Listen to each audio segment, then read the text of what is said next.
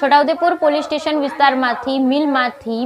લોખંડની પાઇપની ચોરી કરતા 2 ઈસમોને ઝડપી પાડતી Chhota Udepur local crime branch. Chhota Udepur police station વિસ્તારમાંથી મિલમાંથી લોખંડ પાઇપની ચોરી કરતા 2 ઈસમને ઝડપી પાડતી છોટાઉદેપુર લોકલ ક્રાઇમ બ્રાન્ચ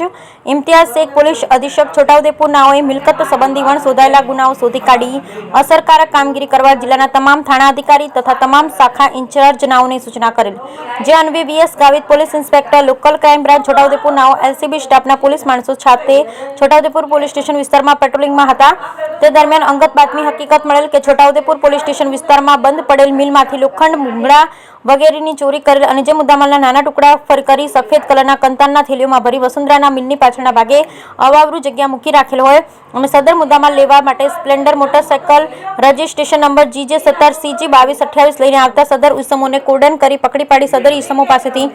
વજનદાર કોથળા નંગ 8 મળી આવેલ, જે અંગે આધાર પુરાવો માંગતા તેઓની પાસે કોઈ આધાર પુરાવો મળી આવેલ નહીં, જેથી પકડાયેલ ઈસમોને પ્રત્યુક્તિ પૂછપરછ કરતા તેઓ આ લોખંડની વસ્તુઓની ચોરી કરી ભંગારમાં વેચી દેતા હોવાનું જણાવેલ, જેથી પકડાયેલ ઈસમોને CRPC